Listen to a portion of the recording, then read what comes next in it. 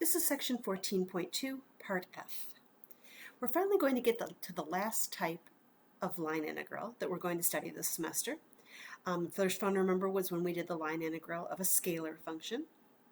In the last several videos, we've been looking at the line integral f dot t ds of the vector field f. And we're now going to look at the line integral f dot n ds for, again, a vector field f. In order to talk about this well, I'd like to review a little bit of what we know about n, the normal vector. This isn't actually in your packet, it's just a review of some things we've done in the past.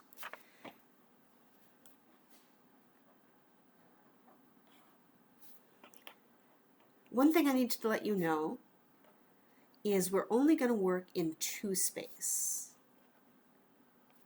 We did our f dot t ds's in 2 and 3 space. We're only going to work in 2 space, at least for now, with these. And we'll talk a little bit more about why a little later on. But for now, just know 2 space is all we're going to work with. Let's consider a function, a simple function like y equals x squared.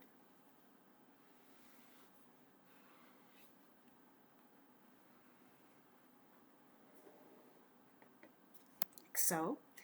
And we certainly know that if we wanted to parameterize that, we could do so just by letting x be t, and then y would be t squared. I'm going to work specifically at the point 1, 1. So notice that if t is 1, x is 1, y is 1.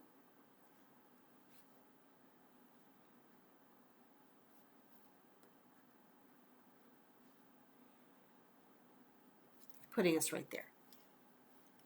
Let's consider both the tangent and the normal vectors at those points. Let's start with the tangent vector,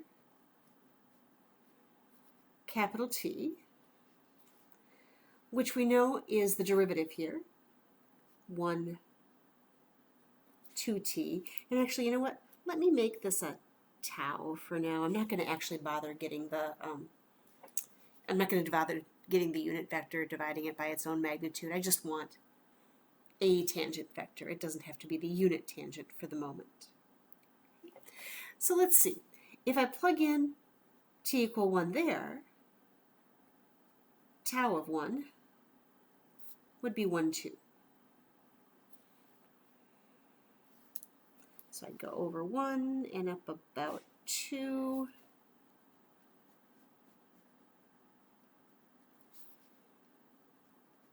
There's the vector tau of 1 applied at the point 1, 1. Now, the normal vectors.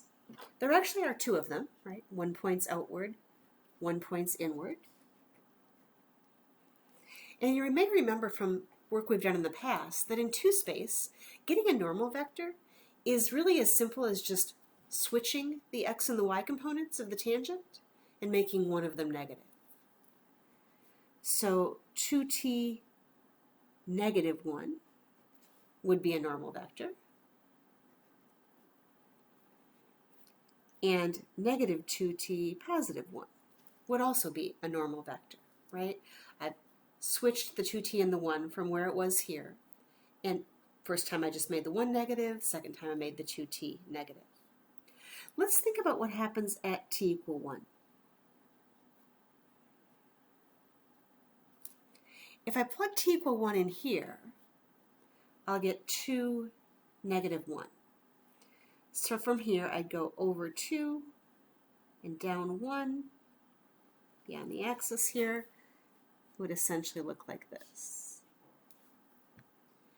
Notice that that normal vector is pointing outward from the curve. So I'm going to call this n outward. The other one, probably big surprise, spoil the big finish here, would be the inward one, but let's do it. At t equal 1, the second n of 1 would give me negative 2, 1. So again, starting from my point on the curve 1, 1, if I went over negative 2 and up 1, I'd be about here. And that's going to be n pointing inward. So I'll call that n in.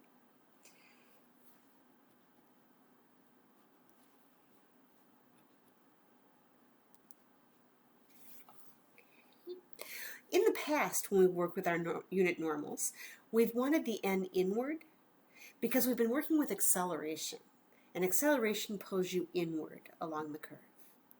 For the application that we're going to look at in Chapter 14, we're actually going to want the n outward. We'll see that in just a moment. But what I want to point out to you here is that when you compare our tangent vector to the n outward, we did, of course, switch the x's and the y's, but it was what used to be the x component. When it became the y component, I changed the signs. So swap them and change the sign on the second component to get the outward facing normal. We'll be using that in just a little bit.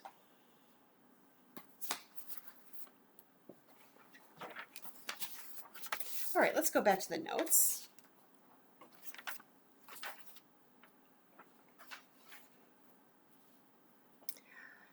I now want to talk about how to find the line integral, not of f dot t ds like we've been doing, but instead of f dot n ds, the dot product of the vector field f with the unit normal n. First of all, what does the integral measure? Well, if you think about this, if at some point here I have a piece of the vector field f, and if I use the outward normal, what's pictured right here, this is really going to be how much of f points in the direction of n, based on a very similar argument to what we did with f dot t. That was the amount of f that pointed in the t direction. This is going to give me the amount of f that points in the n, or outward normal direction. So the amount of f in the outward normal direction.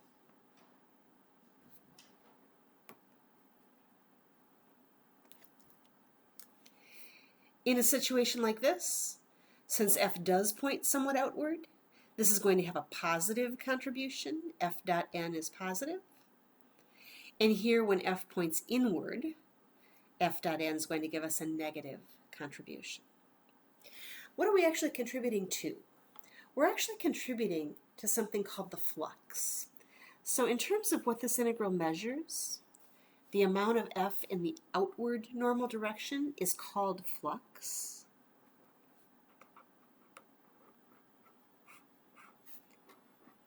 And capital Phi is the symbol that we use. In practical terms, you can sort of think of this as how much of the vector field is crossing that curve per unit time. So if you imagine the vector field, for example, representing the velocity of a fluid, then the flux would be how much of that fluid crosses the barrier per unit time.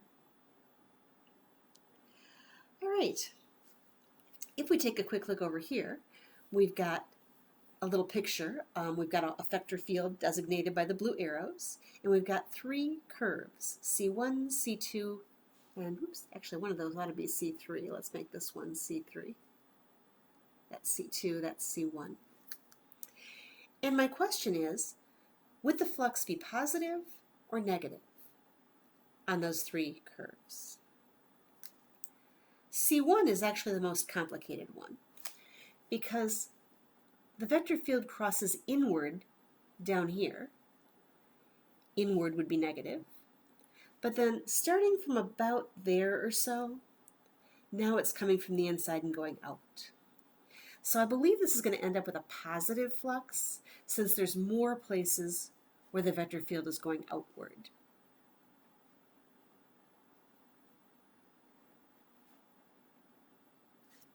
For C2, here you can see all of the flux, all of the vector field is going inward.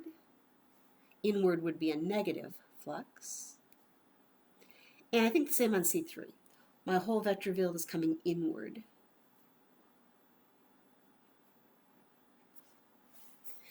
And so that's just sort of conceptually how we're going to deal with flux.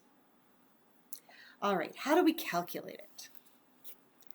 How is f dot n ds evaluated? Well, again, n is the outward pointing normal. Since n must be perpendicular to t, we would have the following. We know that the unit tangent is, actually let me do it this way, r prime divided by the magnitude of r prime. And r prime is dx dt, dy dt. And for right now, I'm just going to leave it as the magnitude of r prime on the bottom.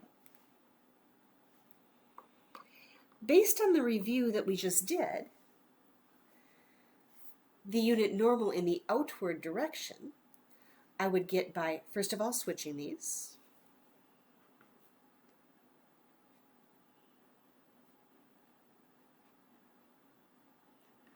And then because I want the outward normal, I would make this one negative when I put it in that second position.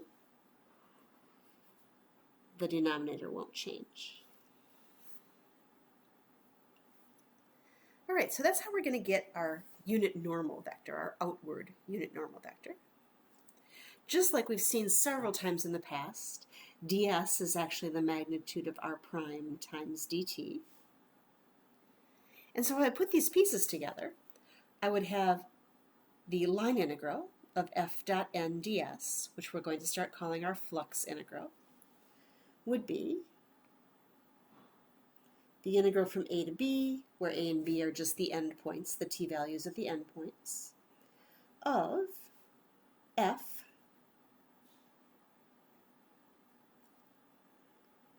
dot product with n dy dt minus dx dt over the magnitude of r prime times ds, magnitude of r prime, dt. Magnitude of r prime, I can divide that out top and bottom. And so I just end up getting f dot product with dy dt minus dx dt. And just to have a convenient form, I'm going to call this little n. It's not the unit normal. The unit normal was still divided by the magnitude. But this is a normal vector. It's the normal vector we got just by taking r prime and doing our little reversal thing. So, kind of as a memory aid, I'm going to say this is f dot little n dt, where little n is calculated as dy dt minus dx dt. It is a normal vector. It's just not the unit normal vector, which is why I don't use the capital N. One quick caution. I'm not super happy with the notation in the book on this. They tend to use the capital N when they don't really mean it. They use the lowercase here. This is really the unit normal. This should be a capital N. I'm going to stick to that notation and use that as the capital N. And when I've switched to the dt notation, I can use the little n. Right. So let's reiterate that once on the top of the next page, and then we'll look at a couple of examples. So one more time, our main application to the line integral f, oops, I just did it, f dot, that should be a capital N, ds, is the flux, capital phi, which we know we can calculate as the line integral from a to b of f dot little n dt, where again our little n is dy dt minus dx dt. All right, so we're going to go ahead and evaluate f dot n ds, where f is going to be minus y comma x, our rotational vector field. And we're going to do this 3 times. In part A, c is the portion of the parabola y equals x squared from 0, 0 to 2, 4.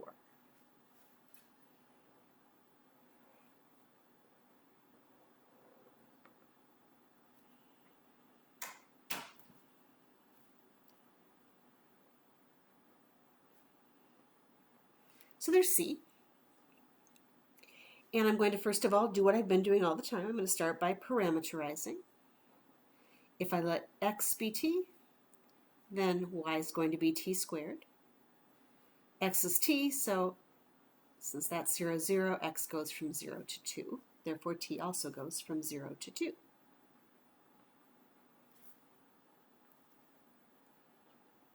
R prime is 1, 2t. And then here comes our new extra step. It's not r prime that I need in my integral, it's little n. And again, I get little n by reversing, putting the 2t first, putting the 1 second, and then changing the sign on the second term, second component. All right. My flux then, f dot n ds, can be calculated. Oops, you know what? I missed one thing. Let me squeeze it in over here. Maybe I can squeeze it in right here. I never did write out f. Here's the x and y. And f is minus y comma x. So that's going to be minus t squared comma t. All right. I need the integral of f dot n ds, or f dot little n dt, which is going to be much easier for me to do. My integral goes from 0 to 2. And we just figured out f. We also just wrote down n. And now that's not a bad integral to do. Let me do the dot product first of all. Negative 2t cubed minus t.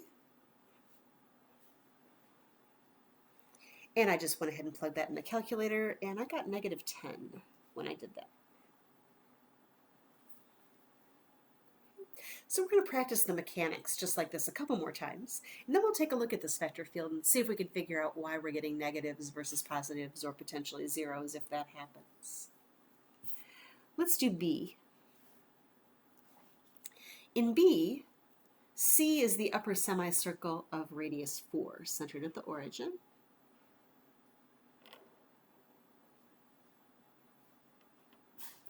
And sometimes I forget to say, please let the default be counterclockwise. Unless I state otherwise, we'll always assume a counterclockwise direction. So this is the one curve that I don't parameterize by letting x equal t.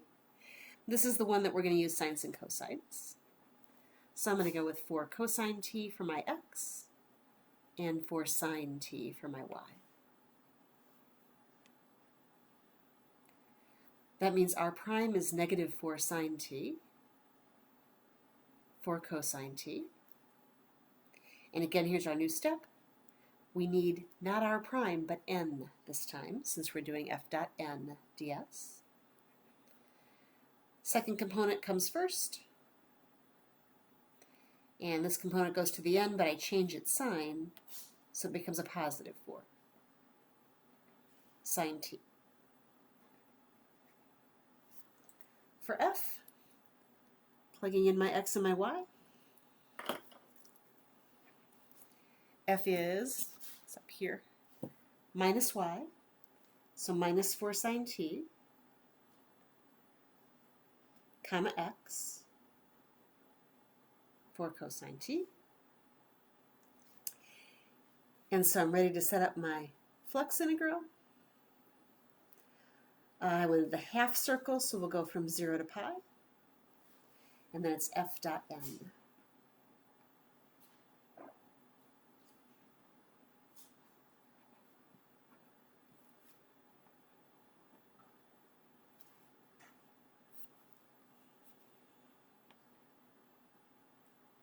Sorry, little space issue there. Squeeze my dt in up here.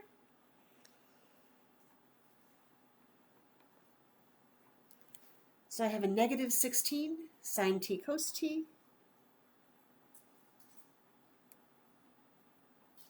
And then here I have a positive 16 sine t cos t. And of course that adds up to 0, which will give me 0. All right, one more for practice, and then we're going to look at the actual picture of this. In part C, I'm looking at the line segment from 0, -3 to 0, +3.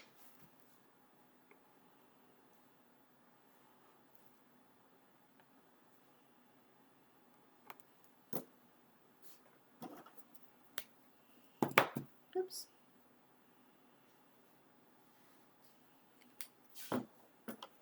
So there's my path.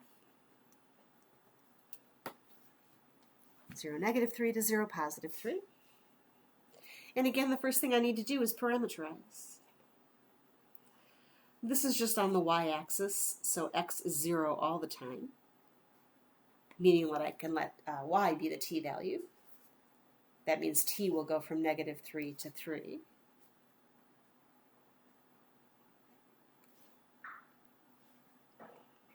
R prime is 0, 1. And for the normal vector, the 1 I take and make the first component. 0, I'm technically changing the sign, but -0 is still 0 in the second component. For f, plug in my x and my y. Remember, f was -y, x. So that'll be -t, 0.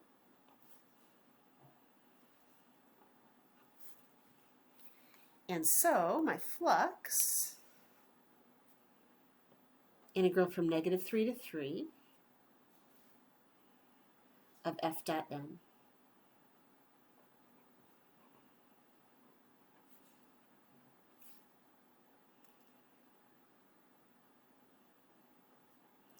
So that'll be a -t plus 0 dt. And I'm actually going to finish this one out by hand. It's easy, and there's a kind of a point that I'm going to make later that it'll help if we've done the work. That's -1/2 t squared from -3 to 3. So let's see, 3 squared is 9, so that's -9/2. Subtract, -3 squared is also 9, so again -9/2. And that gives us our 0.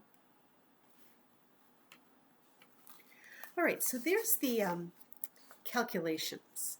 Let's look at the geometry. So here is a maple-generated graph of that vector field, which was the -y, x. Remember, that's just the rotational field. We've seen this one a number of times before. And the first one that we did was we went with the flux across this piece of the parabola, y equals x squared from 0, 0 to 2, 4. So let's draw that on here. From 0, 0 to 2, 4 would be around here. I'm just going to rough in the shape of the parabola.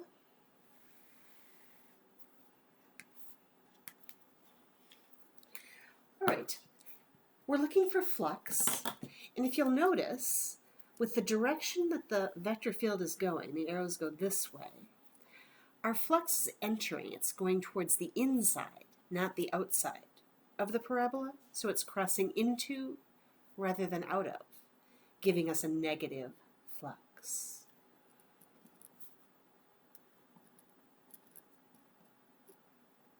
And in fact, we saw that we did get -10 for the value of our flux when we calculated it. Makes sense? It's going to the inside rather than the outside. Our next shape was that upper semicircle of radius 4. It's going to be really large in my picture, but that's okay. I'll get it on here.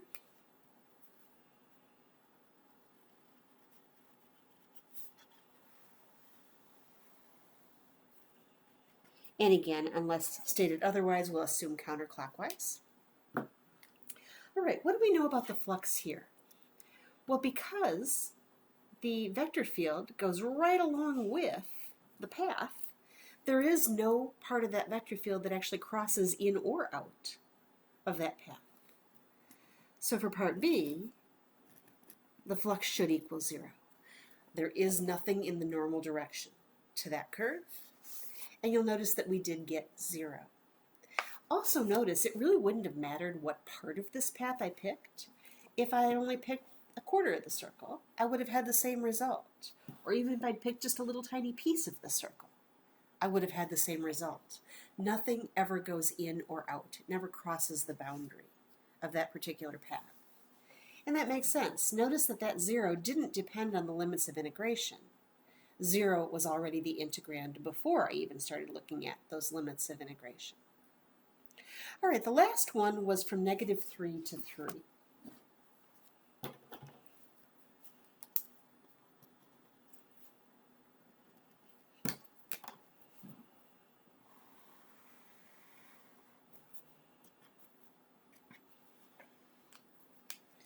Here, notice that my vector field F crosses from right to left up here, but from left to right down here. And so everything that enters on this side leaves again here, meaning the net flux is indeed going to be 0. Everything that comes in goes out again. We did indeed get a net flux of 0. This one's a little different than the previous one, though, because it does depend on the limits of integration. If I had gone, say, from just -2 to 3, I would have had more flux to the left than I would to the right, and I would not have ended up with 0. Notice in the actual evaluation, the fact that we got 0 wasn't clear right from here, right? It depended on the fact that when I plugged in those limits of integration, I ended up with the same values that I was subtracting. So that one does depend specifically on the limits. All right, that brings us finally to the end of section 14.2.